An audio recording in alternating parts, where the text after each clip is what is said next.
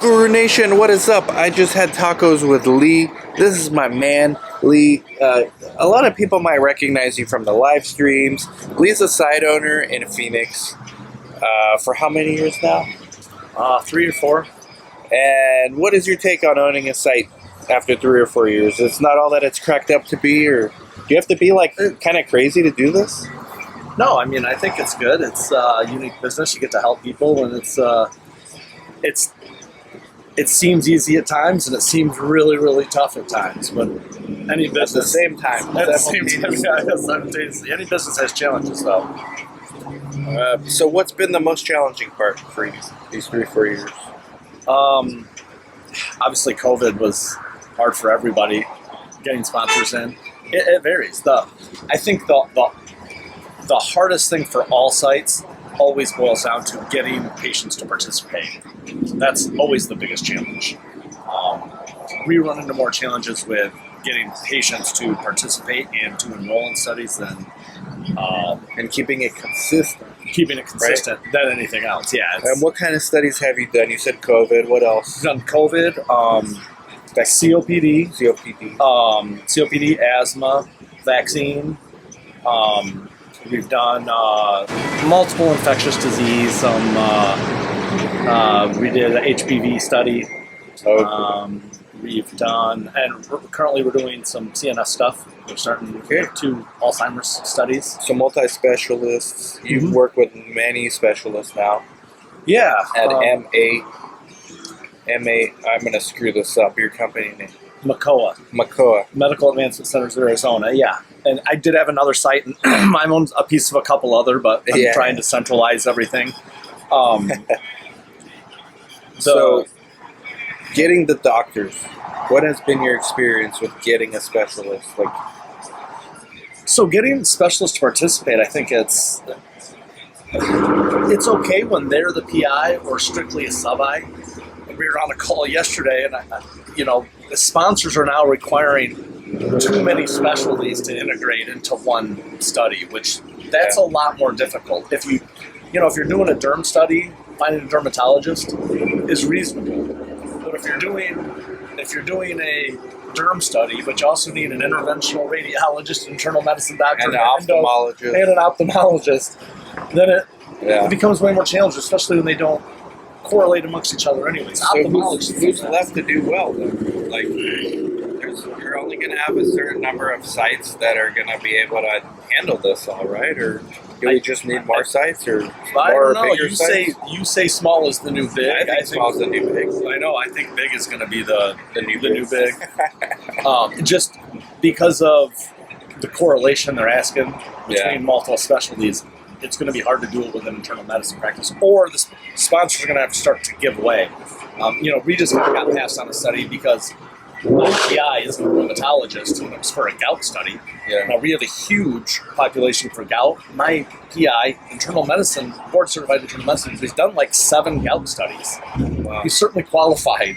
He probably has more experience. He has more experience with gout than some board-certified rheumatologists do, especially if they're younger. But they would, just to check a box, they're not going to let him do the study, which doesn't make sense. Pharmaceuticals or sponsors are going to have to. They're going to have to give some leeway, especially if they want diverse patient populations. Yeah, I mean, they want everything. They want diversity. Yeah. They want all these specialists. They want all these extra assessments, exploratory endpoints. So maybe you're right. Maybe big is going to be the new big. I think small sites have to become big using technology, things like Versatrial, Creo, Nato. So. You got to mess with some of these things. Man, Versatrial, you got to try it out. I do. I think I like a lot of the. Nato? Free Biz Dev? No. We're okay.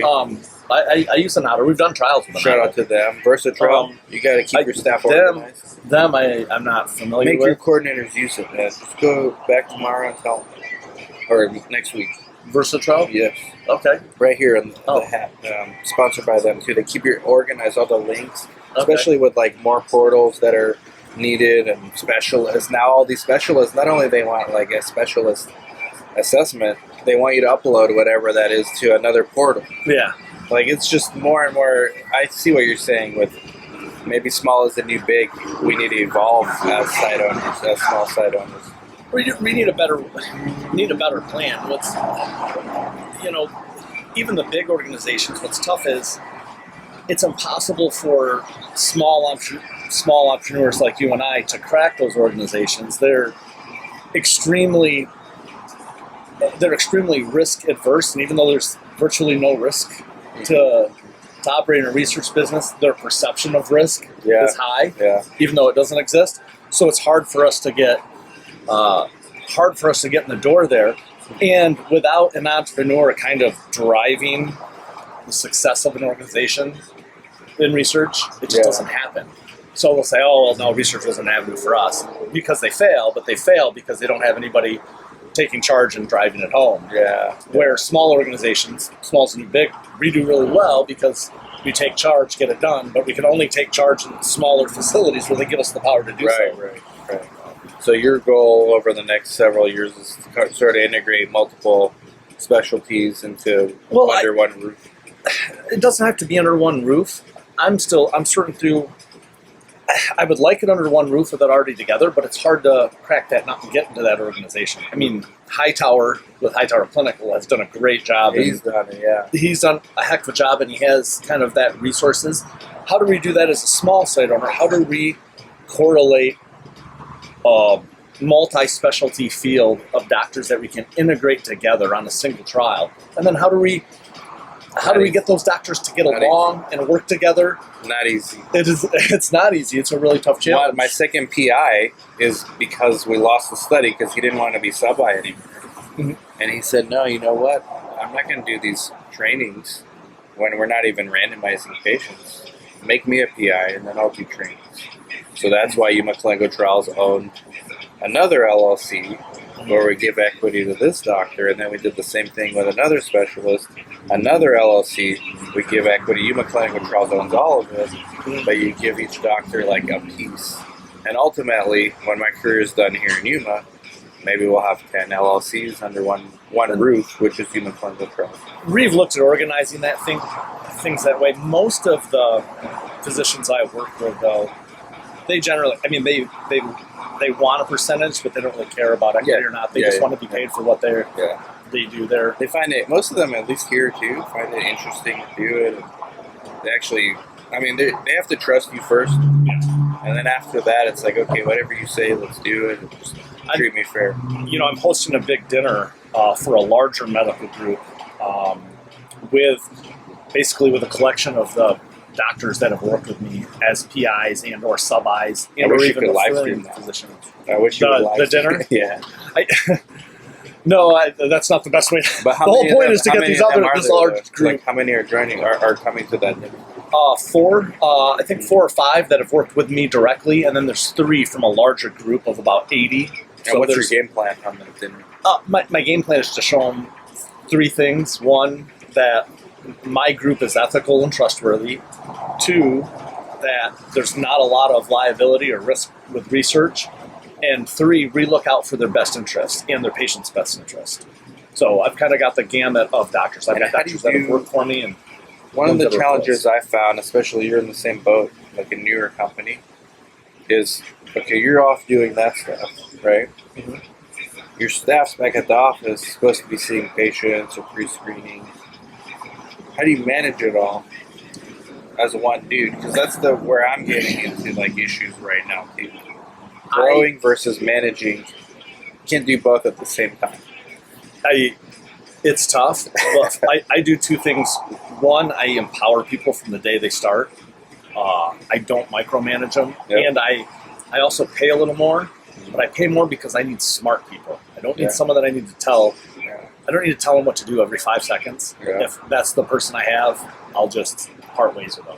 I need somebody who can take initiative and go out on their own, and then I'll let them know from the beginning, this is what I expect. Managing versus biz dev, empowering, I'm the same. Like, I empower my staff, and it does work, but I feel like I still need to come back every now and then, get my hands dirty. I still answer data and EDC.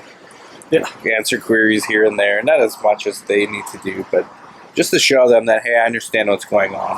I actually think my next hire is going to be EDC only for all of them. And then, like, now we have a system to where we can train the new people, like a farm system. So now that we're busy, hey, you come in, you're doing data entry. Now you three have no excuse. You know, we need to like get the patient visits consistent. I don't have any problem with our staff seeing patients when they're there. They work, they'll get the data entry done. It's just a lack of patients right now. Now, when we're really busy, EDC kind of gets pushed because patients always come first. And That's then, right. That's right. And then EDC gets pushed, but we haven't been that busy in a minute. And I've also, I think that, you know, you have to lead by example too. So I come in and I'll do data entry into the EDC. Oh, good. There's not a single thing that I've asked any of my staff to do that I haven't personally. There you go. Okay, so Lee's LinkedIn is underneath this video, and his son's Instagram is underneath this video. All right, they're out here in Yuma because they're on their way to San Diego to do a motocross tournament. So go check it out. All right, go check out Lee. Go check out his son. All right, Guru Nation. So the heat keeps turning off the camera, but that's Lee getting in his Sprinter to take his son motorbike tournament in San Diego. Go follow his son's Instagram underneath. Go follow Lee's LinkedIn. As you can see, relatively new site owner, but not that new.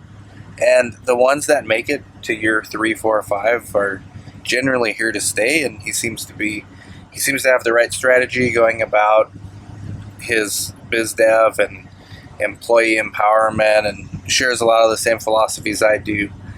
So it's always good to network with other site owners also, and Lee happens to be a client of ours, so go check him out. If you're interested in any of our sponsors, links underneath the videos below and in our DSCS services, so you can be a client of ours just like Lee. Just text me, 949-415-6256. Like, subscribe, comment, share. Bye-bye.